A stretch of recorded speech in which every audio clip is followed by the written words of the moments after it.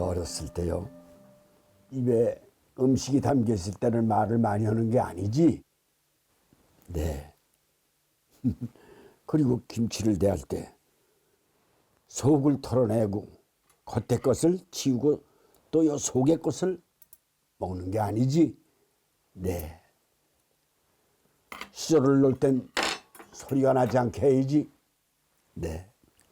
이런 얘기 많이 듣고 자라셨죠?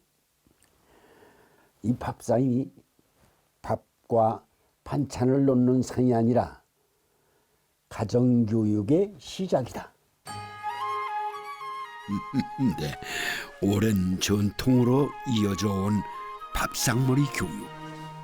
좀 길게 잡아야지. 젓가락질에서 식사 예절까지 밥상에서 참 많은 것을 배우고 가르쳤습니다. 감사히 잘 먹겠습니다. 감사히 잘 먹겠습니다. 진짜 얘들아. 맛있게 먹자. 옛것은 죄다 구닥다리가 돼버린 오늘. 우와. 고마워. 온고지신의 눈으로 우리의 밥상을 다시 볼까 합니다.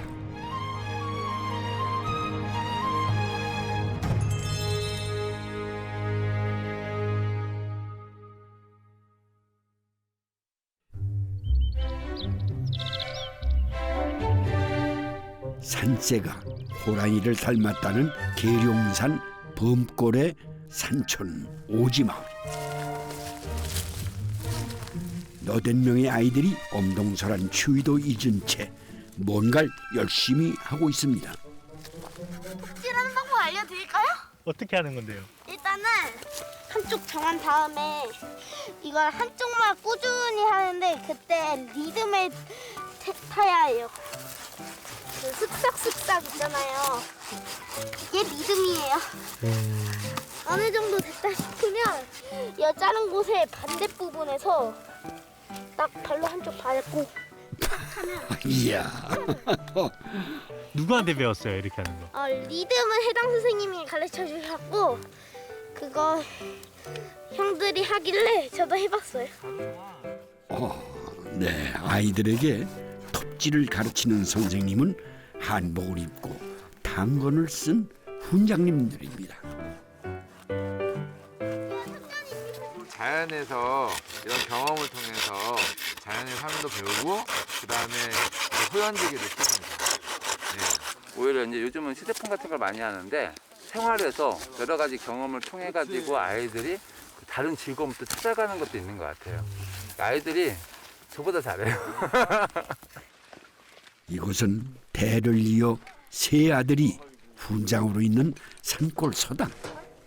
아이들 대부분은 도시에서 농촌으로 유학을 온 유학생들입니다. 백지장도 맞들면 낫다고요. 그래서 우리가 서로 역할 분담을 해서 같이 함께 하다 보면 혼자 할 때보다는 큰 도움이 되는 거죠. 그래서 협동이라는 게 굉장히 중요한 것 같아요. 이 서당의 안짜림을 맡은 해당 선생님은 목소리 크기로는 아주 일대입니다. 이 친구 나올 넣으면 이게 이 안에서 이게 떼어지겠습니까? 얘들아 선생님 어떻게 했어? 맨 처음에 잔가지를 먼저 넣고 그 다음에 이게 불이 활활 타오르면 거기에다 조금 두꺼운 나무를 넣어야지. 애초에 이렇게 넣으면 이거 아무리 저거 장가지 찾아와. 아무리 그 뭐야 뭔가 여기서 제일 호랑이 선생님 같은데 지금. 호랑이 선생님은 아니고 목소리 톤만 크시지 착하신 선생님. 얘들아 고맙다. 그냥 유머도 많으시죠? 그래 고맙다. 네. 얘들아 선생님 호떡 만들어줄게. 네. 아이들이 가장 좋아하는 특별 간식 시간. 장작구이 호떡 맛있겠다. 막걸리를 넣어 숙성한 반죽에 설탕과 견과류를 넣어 만든 호떡입니다. 얘들아 기대되지? 네. 야, 훈장님도 기대된다 야. 네, 뜨겁게 달궈진 불판 위에 올리면 소리부터 벌써 맛있는데요.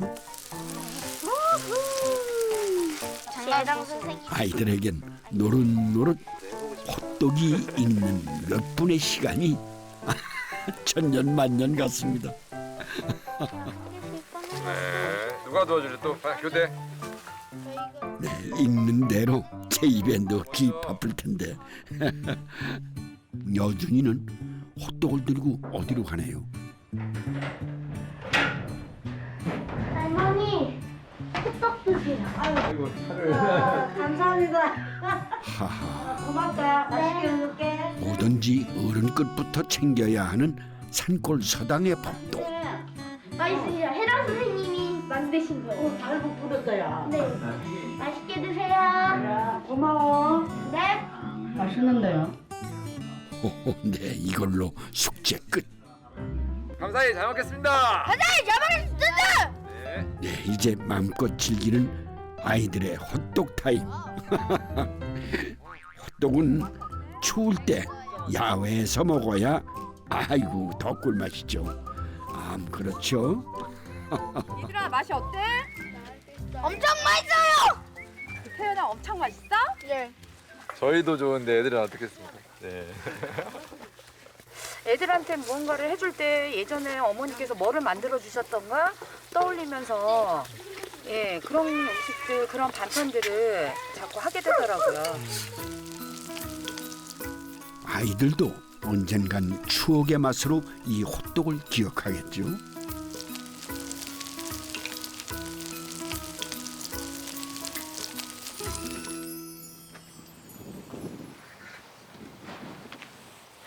먹을시 먹을시 극이 극이 떼시 대시 일백배 일백배 뼈해 뼈해 이로울리 이로울리 그때 알맞게 먹으면 모든 뼈가 모든 뼈가 이롭고 튼튼해진다. 이롭고 튼튼해진다. 서당에서는 삶의 기본이 되는 마음가짐부터 가르치는데요. 붓글씨 한 획 한 획에도 뜻을 생각하며 마음을 담아서 긋습니다. 이거 뭐 훈장님처럼 비슷한 것 같은데? 어휴, 진짜 잘 쓰네. 사람이랑 좋을 양이 합쳐졌어. 사람이 좋은 거를 먹어야 된다는 뜻의 먹을식. 그래서 아이들이 이제 여러 가지 인성교육적으로 글씨를 쓰는 것 자체가 큰 도움이 되기 때문에 아이들에게 글씨를 많이 집중해서 가르치고 있습니다. 음식을 대하는 자세부터 다시 생각하게 하는 수업입니다. 치과 갖고 왔어요. 아니, 있었다. 족발이나 아니면 뭐 수육이나 이런 것들도 아이들 좋아하니까 종종 해주기는 하는데 자연에서 나는 것들을 주로 먹이려고 노력하고 있습니다. 특별식입니다. 특별식. 10명이 넘는 서당 식구들의 삼시세끼를 챙기는 두 사람은 산골 서당으로 시집온 시어머니와 며느리. 기름기도 잡아주고 시원한 맛. 예, 맛깔스럽게 맛있나라. 고기가 익는 동안 뜨거운 불판에 채소와 과일을 올려 굽습니다. 이렇게 하면 단맛이 더 깊어지고 또 향이 좋아서 족발 조리는데 더 맛이 더 좋습니다요. 맛도 맛이지만 구우면 영양소가 더 풍부해진다죠. 이거 다 넣고 이거는 저희가 집에서 담근 간장이에요. 우선 이거는 이제 매실 설탕이에요. 단짠의 맛을 살린 양념 족발. 시골 반찬에 익숙하지 않은 아이들을 위한 특급 배례입니다. 오래 지낸 아이들은 나물은 나물대로 고기는 고기대로 다 잘 먹게 돼요. 그래서 지금 아이들은 다 잘 먹는 편이고 이제 온 지 얼마 안 된 여준이는 그 연습 많이 하고 있는 중입니다. 아이고, 아이들이 좋아하겠네요.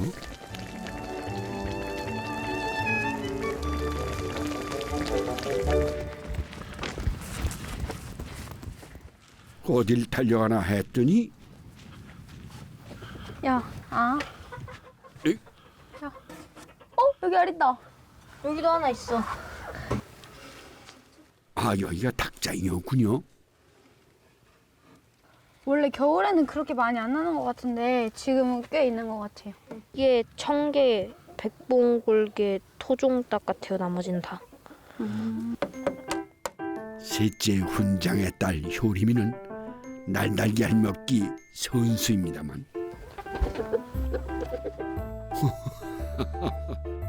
서당 3년 차인 세연이에겐 아직도 가닿기 어려운 맛의 경지입니다.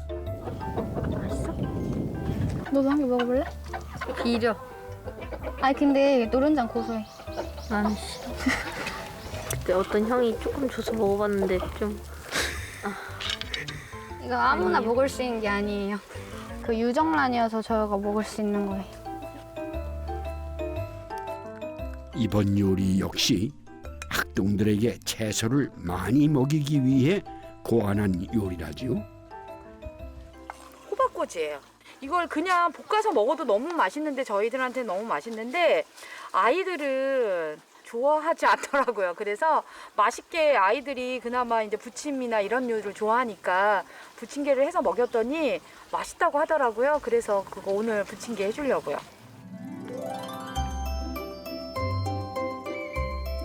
기름의 고소한 맛이 더해지면 손도 대지 않던 묵나물도 군소리 없이 먹는다는데요. 묵나물 중에선 호박꼬지가 최고 인기입니다.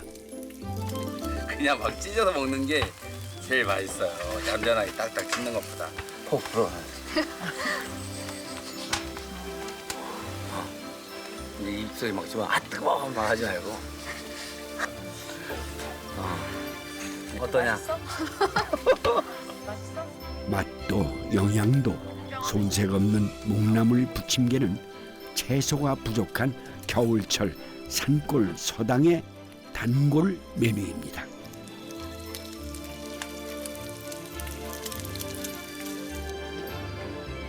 언 땅을 뚫고 나온 겨울 냉이로 끓인 호박 된장찌개.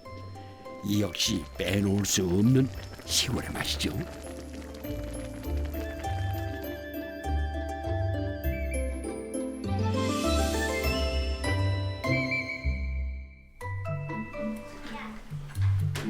식사 준비가 끝나면 큰 어르신부터 모시고 나옵니다. 네, 밥상은 다 차려졌는데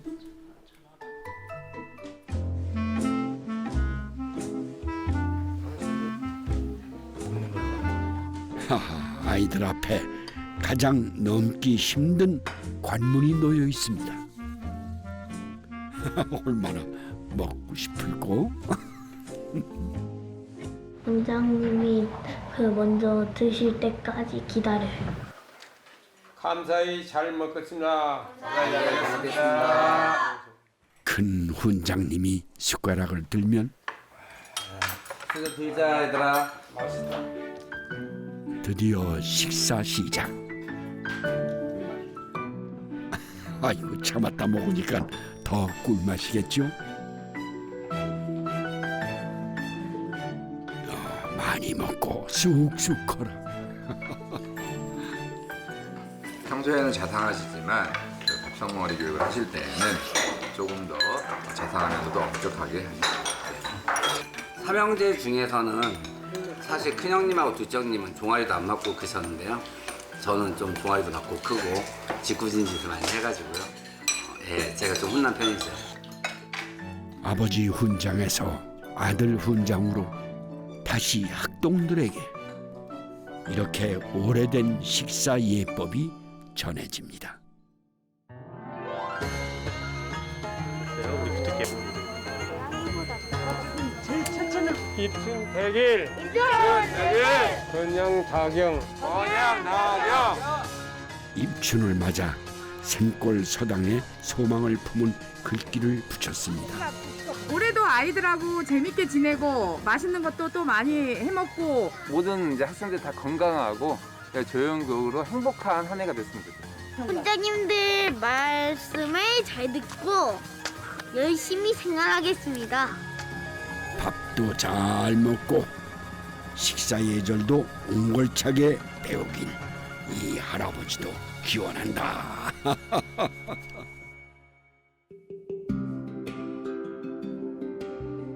종갓집 밥상머리 교육은 어땠을까?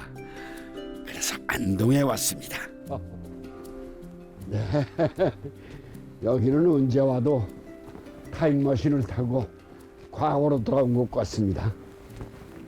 아유, 오늘은 또 어떤 종택분을 만나보게 될지 궁금하시죠? 같이 가시죠.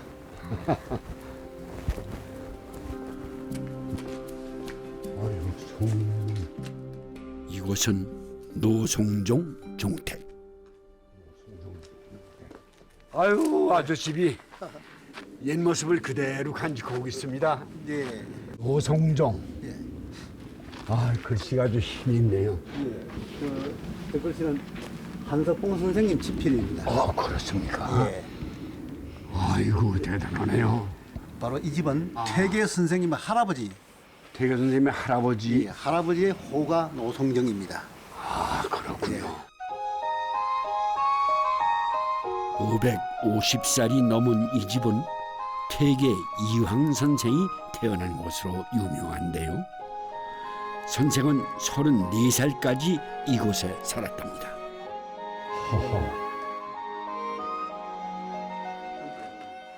퇴계 선생 태실이라고 이렇게. 아, 태실. 예. 난데. 예. 네. 저 출산할 무렵에 이 방에서 꿈을 꾸셨는데 네. 공자님이 여러 제자들을 그리시고 뒤에 쭉 보내주고 저 성인문을 우리 대문을 통해서 우리 저 들어왔던 마당을 통해서 이 집을 들어오시는 꿈을 꾸셨어요. 네.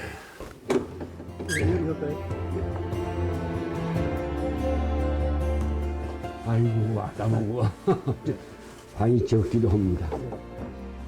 종일 볕이 잘 드는 방입니다. 조선의 대학자이자 정치가 교육자였던 퇴계 선생. 선생은 여러 번 벼슬길에 올라 자주 집을 떠나 계셨다죠. 그때마다 선생은 편지로 자녀들 가정교육을 대신했다는데요. 맏아들 이준과 맞손자 안도에게 남긴 편지가 750통이 넘는다고 합니다.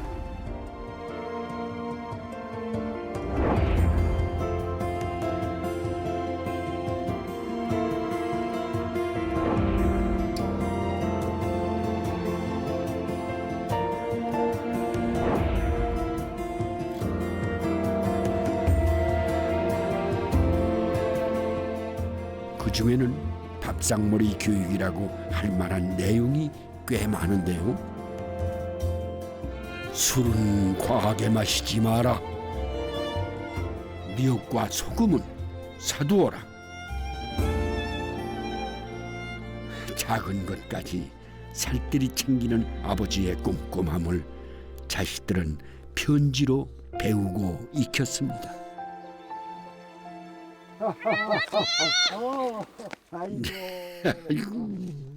네, 때마침 종택에 반가운 손님이 왔습니다. 안녕. 안녕하세요.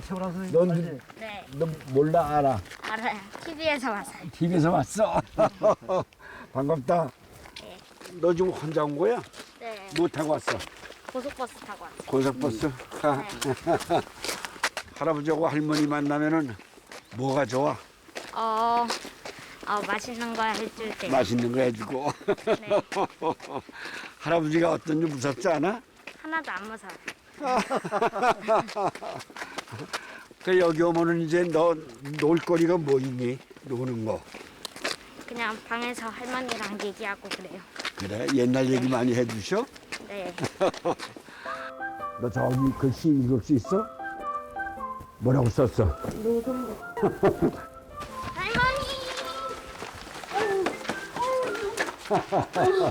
혼자 이렇게 왔어? 네. 손주만큼 반가운 손님이 또 있을까요? 얼마나 슬픈지 몰라요. 이거 얼마나 독특한지 천자문도 다 외워요. 아유 글쎄 말이야 여기 이걸 현판 글씨 다 읽어요. 손주가 오면 어느 집이나 할머니의 부엌이 바빠지죠.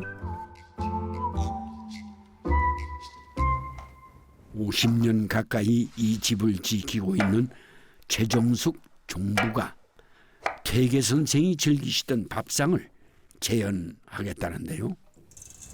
그 밥상에는 선생의 품성을 알 수 있는 이야기가 전해진답니다. 오이 재물이나 가지나물, 쓰레기나물, 미역나물 이런 걸 드셨는데 영의정 권 참판께서 오셨을 때 또 그렇게 들으시는 대로 차려내셨대요. 근데 평소에 늘 잡수던 어른은 나도 이렇게 외상해서 먹고 손님도 그렇게 해도 상관이 없는데 손님은 그걸 못 잡쌌대요. 안 잡숴 보신 거라서. 손님도 고개를 흔들고 간 소박하기 그지없는 퇴계밥상. 오늘은 그 상에 올라갔던 가지를 볶는데요. 여기에 특별한 것을 넣어 풍미를 살렸답니다. 이게 통들깨인데 함께 넣는 것보다 또 다른 식감이 맛이 괜찮아요.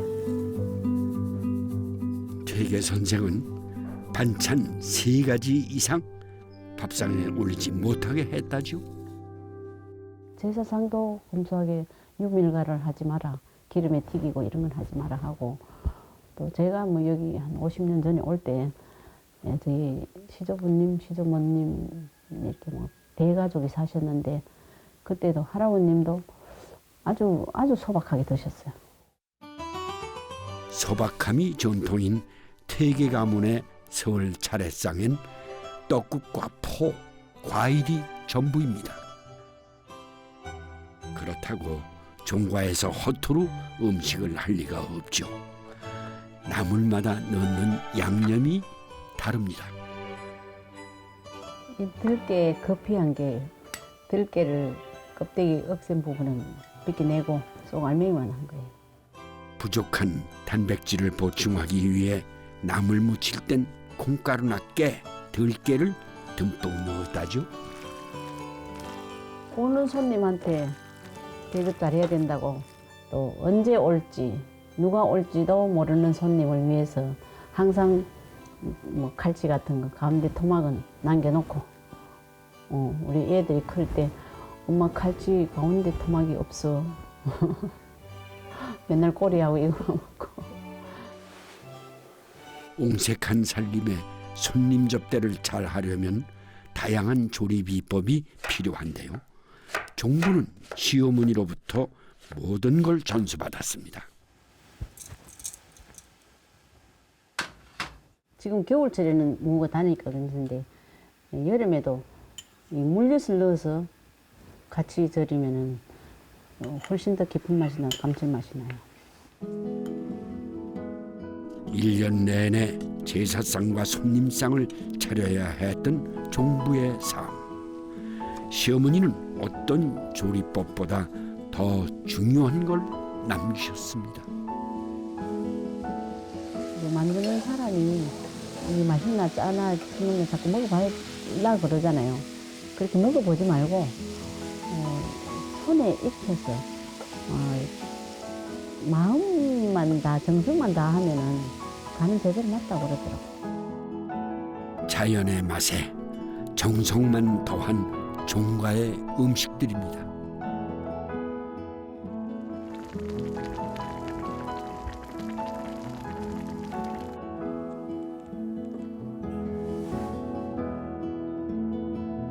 이렇게 나물 3가지로 차린 퇴계 밥상이 완성됐습니다.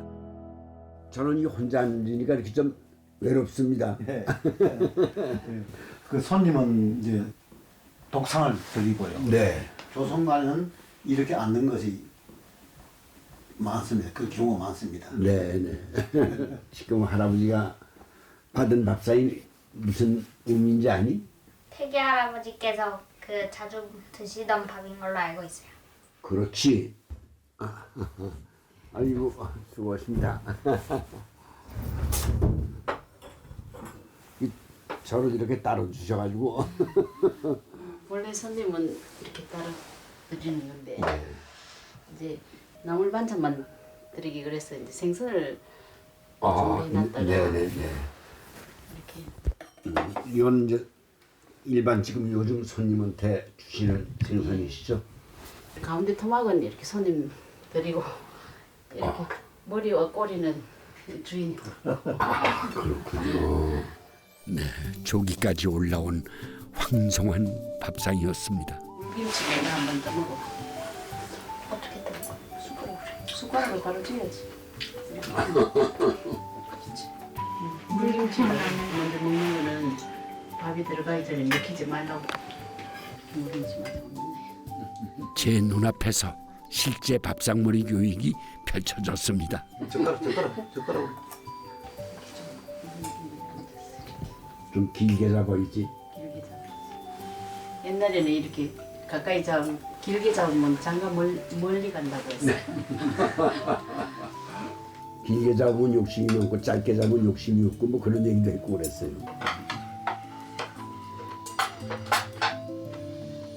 야채 먹었지. 그렇지. 김치도 먹고. 요 배추 하나 먹고. 할아버지가 이렇게 할머니하고 같이 식사하면은 어떤 말씀을 제일 많이 하셔? 똑바로 앉아. 똑바로 앉아라. 고루고루 먹어라. 네. 제가 편식을 좀 해가지고 할아버지 할머니가 좀 자주 그렇게 말하시는 것 같아요. 그래. 저는 아버지하고는 생활을 잘 못했지만 할아버지하고 생활을 많이 했습니다. 근데 할아버지가 어른이 수저를 들어야 그때 수저를 든다. 뭐 이런 얘기도 하시고요. 이제 수저를 찌개나 국물 있을 때 이렇게 숟갈로 휘젓지 마라. 뭐 이런 생각이 나옵니다. 심은 배려, 감사 마음. 네. 그다음 또 음식이 내가 생산해 준 사람들에 따른 감사, 배려 마음. 이런 마음을 가지면서 식사를 하는 것이 아무래도 핵심이 있어요. 다른 건 다 잊어도 밥상에 깃든 배려와 감사의 정신만은 오래 간직하며 자랐으면 좋겠습니다. 이제 이 할아버지는 퇴계 선생의 제자가 돼서 또 큰 가르침을 얻어가는 것 같아. 네, 오늘 좋은 자리 만들어줘서 고맙습니다. 네, 감사합니다. 퇴계 선생이 차린 밥상은 그 자체가 가르침이었네요.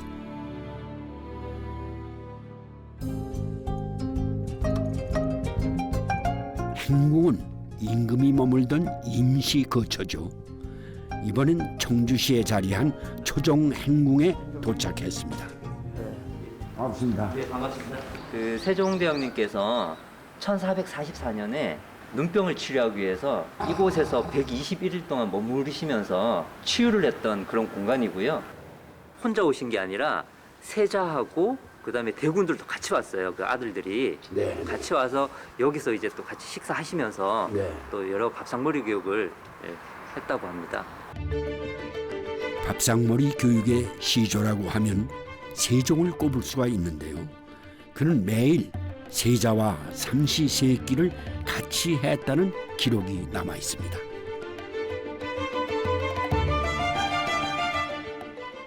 그 이유가 네. 그 실록에서 밝히시는데요. 그 아버지, 그러니까 이방원이잖아요. 네. 그 아버지하고 양령이 사이가 안 좋았어요. 그거를 드시면서 그런 것들 보고 또 잘하셨고 그러면서 본인은 이제 아들하고 사이를 두텁게 하기 위해서 하루 3끼를 같이 먹으면서 교육을 한다. 그런 이유 때문에 하신 것 같다. 그게 따로가 아니라 밥 먹으면서 그렇죠. 가르치신 예, 여러 이야기를 해주신 거죠.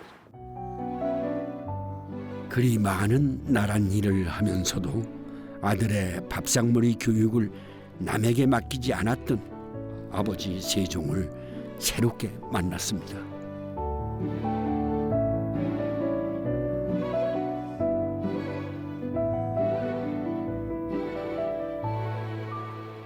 그 1913년에 반찬 등속이라는 책이 나왔었는데 네. 그 책을 이렇게 재현한 음식입니다.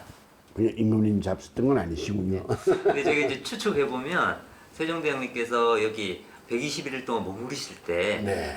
청주의 음식을 드신 거잖아요. 그러시겠죠. 그렇죠. 네. 그런 것들이 대대로 내려와서 반찬 등속도 어떤 같은 그런 맥락으로 볼 수 있을 것 같습니다.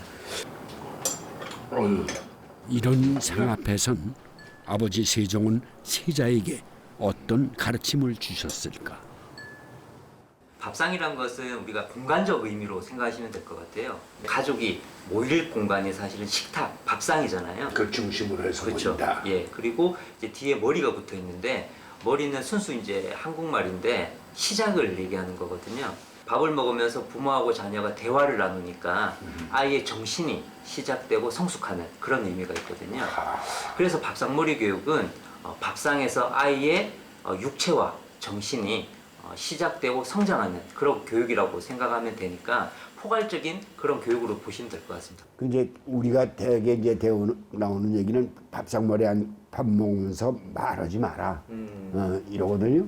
그 조선시대 때 성리학이나 유학을 공부했던 그 선비들은 활발하게 집에서 밥 먹으면서 자녀들하고 이야기했다는 게 문집이나 이렇게 많이 전해져 있습니다. 다 나오는군요. 그렇습니다. 네. 그래서 근데 그런 문화들이 사실은 깨진 게 일제 강점기 때문이라고 저는 생각을 하는데요.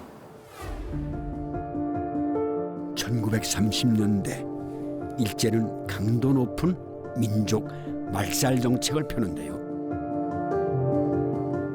아이들을 학교에 보내 일본어를 가르치는 건 물론 집에서도 우리말 대신 일본어를 쓰도록 강요합니다.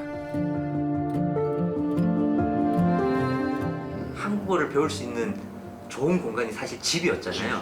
근데 일본 그 조선 총독부에서 그거를 이제 간파하고 집에서조차 못 쓰게 한 거예요. 그런 것 때문에 이제 이게 관습처럼 굳어져 가지고 지금까지 내려온 문화라고 생각이 듭니다.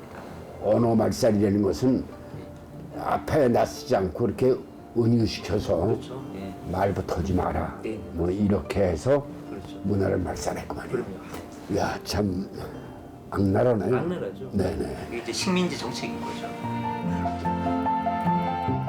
그러고 보면 시대에 따라 밥상머리 교육도 크고 작은 변화를 겪는 것 같습니다.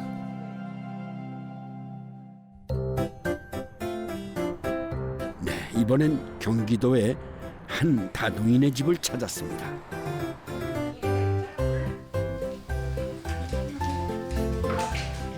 이래 이거 잘라줄까 아니면 그냥 줄까?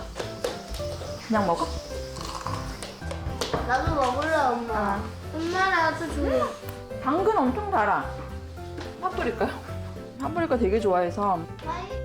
눈 뜨자마자 채소부터 먹는 아이들. 아이고 정말 기특하네요. 저 얘들 4명인데요. 저기 아들, 딸, 아들이거든요. 그래서 얘가 막내예요.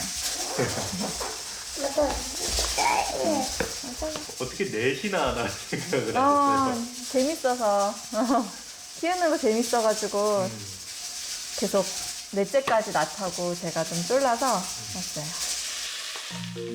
말은 그렇게 하지만 올망졸망한 네 아이 키우는 게 이게 보통 일은 아닙니다.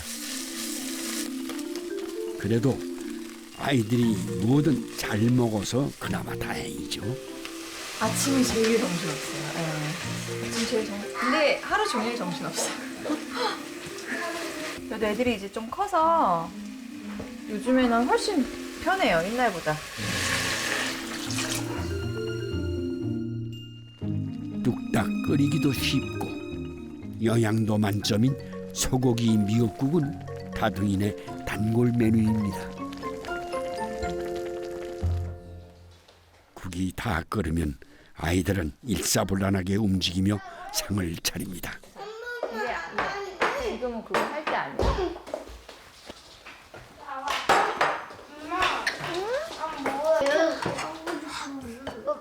이하나 숟가락 이렇게 되면 안 되지. 숟가락 어느 쪽에 놔야 돼? 아니 여기 사이 오는 거 아니고 이쪽에 와야 돼. 숟가락 그다음에 젓가락. 아무리 바빠도 지적할 건 지적하는 엄마.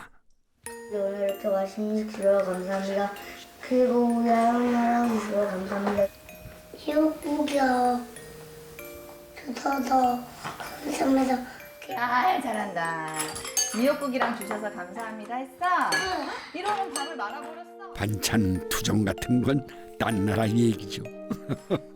네 명 모두 딴청 피우지 않고 밥 먹는 데 집중합니다. 먹성도 좋아 달걀을 3개씩이나 먹어야 배가 부르다죠. 그런데 이 집 식탁에선 참 다양한 이야기가 오고 갑니다. 이래야 그러면 여기 4명 지금 몇 명? 4명 있잖아. 그렇지? 너네 계란 몇 개씩 먹었어? 3개. 그러면 몇 개 먹은 거야 다 같이? 오늘? 나 아니야. 12개. 누나는 12개? 우와. 이래가 어떻게 했어? 대박. 진짜 빨리 된다. 밥 먹으면서 수학도 하고 생물도 하고 국어도 하고 얘네가 뭐 모르는 단어 있으면 물어보거든요. 밥 먹을 때 말 되게 많이 해요. 이만큼 많이 해줘? 전나오미 씨는 남편과 함께 홈스쿨링으로 4아이를 직접 가르칩니다. 그러다 보니 엄마가 선생님이 되고 밥상이 책상이 되곤 합니다. 그리고 4아이의 또 다른 선생님들이 5분 거리에 살고 있습니다. 바로 외할머니, 외할아버지.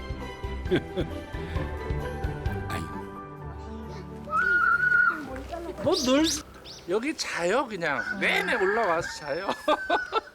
매일매일 눈 뜰 때마다 기대가 돼요. 그 아이들한테 받는 기운이며 그 아이들의 웃음 이런 거 생각하면 아침에 일어나는 일이 행복해져요. 할머니 내장청 만들어주세요. 빨리 와. 그리고 또 한 명의 선생님. 아이들과 요리하는 재미로 산다는 아흔의 외중조 할머니입니다. 할머니 이게 대창이죠? 고만 이 곱창에 이렇게 우와 느낌 짱 좋아. 슬라임이다 슬라임. 근데 오늘의 메뉴는 내장탕. 할머니의 지도 아래 아이들이 내장 손질에 도전했습니다. 재밌어요. 그리고 엉켰어요. 요리를 같이 하다 보니까 아이들이 편식이 없어져요. 자기가 만든 음식은 다 귀하게 여기고 먹지 절대로 그냥 이렇게 험하게 버리진 않아요. 남기지도 않고. 이 집의 밥상머리 교육은 요리를 직접 해보는 것. 아주 어릴 적부터 요리를 놀이로 알고 자랐습니다. 그래서 뭐든 스스럼이 없습니다. 여기 또 있다. 이거 다시 헹궈야 돼요. 다시. 아빠 이거 뚜껑 좀 열어주세요. 이거 뚜껑 좀 열어주세요. 물은 그러면 이 정도면 돼요? 물 많이 넣고. 됐어요? 처음 거는 물 많이 넣고 끓여야지. 잘 손질한 내장은 조리하기 전 뜨거운 물에 한번 데치는데요. 이렇게 손주들과 함께 지내다 보면 할아버지는 큰 기둥이셨던 아버지 생각에 빠지곤 한답니다. 돌이켜보면 저는 이제 아버지 영향을 많이 받았어요. 근데 늘 생각 떠오르는 게 가장 결정적인 내가 정말 잘못했을 때 아무런 야단치지 않으셨던 거. 그냥 지나게 받아들이셨던 거. 그게 요즘에 더 자주 생각나네. 늘 고맙고. 아버지께서 그 오리 선생이라고 얘기를 하시잖아요. 오리 전태국 선생님이십니다.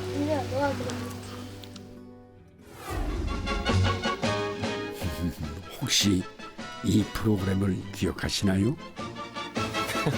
오리 선생님께서는 지난 시간에 무엇을 잊어야 하고 무엇을 우리들이 잊지 않아야 된다고 생각을 하십니다. 내가 가끔 나를 괴롭혔던 사람을 가끔 떠올 때 그걸 잊어버려야 돼요. 오리 선생님을 괴롭히시는 분도 그러면은 있습니다. 남을 자꾸 미워하고 그 화가 나잖아요. 그거 다 잊어버려야 돼. 아무리 자기를 괴롭힌 사람이더라도 거기에 대해서 원망이라든가 하지는 안 됩니다. 그걸 잊어야 됩니다. 네. 그리고 잊지 않아야 할 것. 잊어야 안 할 것은 우리 손주가 태어나는데 그 생일날은 잊어버려서는 안 되겠어요. 우리 사회의 큰 어른이셨던 오리 선생의 손주가 바로 나오미 씨. 사랑 많은 조부모와 부모 덕에 네 아이의 엄마가 될 수 있었다는 그녀.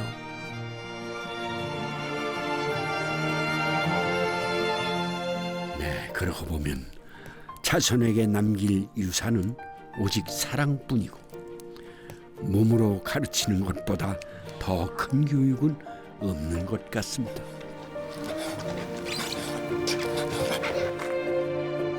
사랑으로 헌신한 세상의 모든 부모는 모두 스승입니다.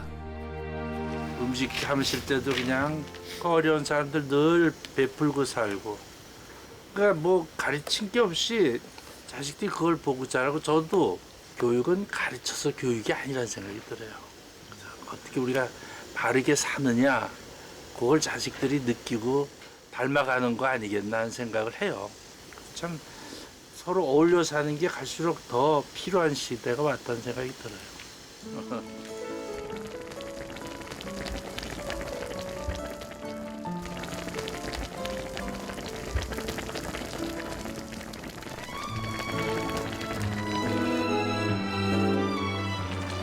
결국 음식도 사랑의 정표인 셈입니다.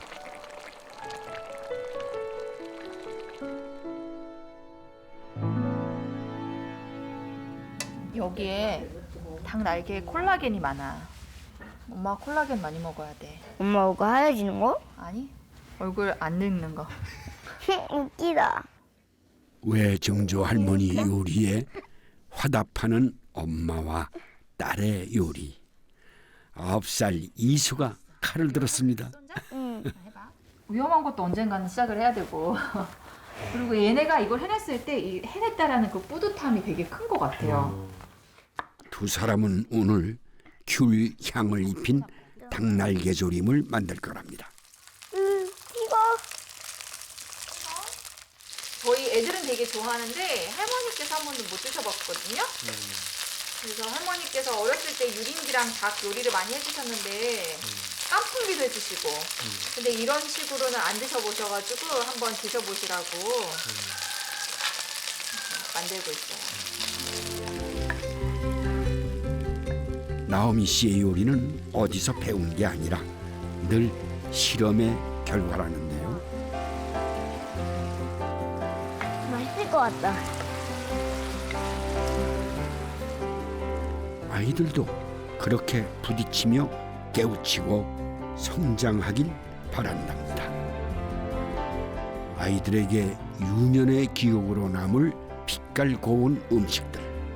결국 가족은 기쁜 시간을 공유한 추억 공동체가 아닐까요? 밥 먹자 얘들아. 말 떨어지기 무섭게 식사 준비를 하느라 네 아이들이 바쁘군요. 가족을 닮아 밥상 위도 알록달록 자유롭습니다.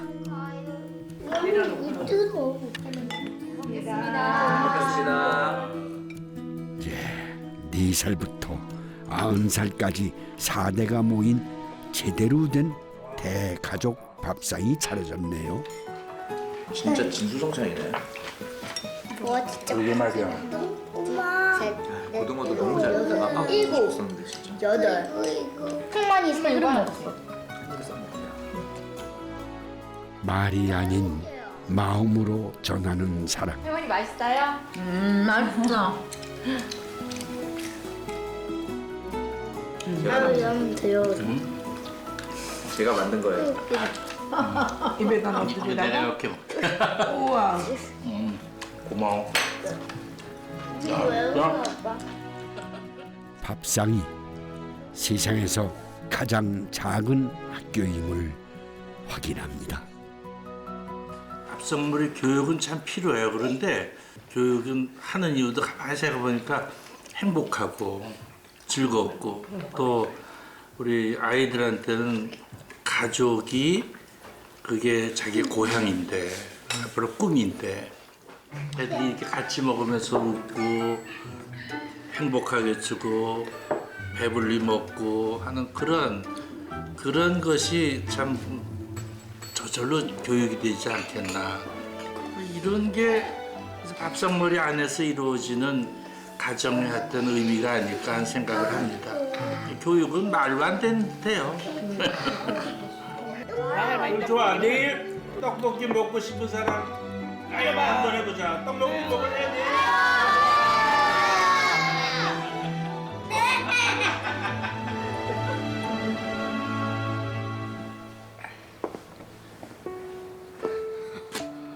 노인 한 명이 사라지는 것은 도서관 하나가 불타버리는 것이다. 이런 속담이 있다죠. 그러니까 우리에게는 밥상이 그런 지혜의 도서관이 아닐까 싶은데요. 그러니까 생활 속에서 자연스럽게 이루어지는 밥상머리 교육. 앞으로도 그 전통이 쭉 이어졌으면 어떨까 생각해 보는데요. 저도 이번 주말에는 손주들이랑 밥상 앞에 둘러 앉아야겠습니다.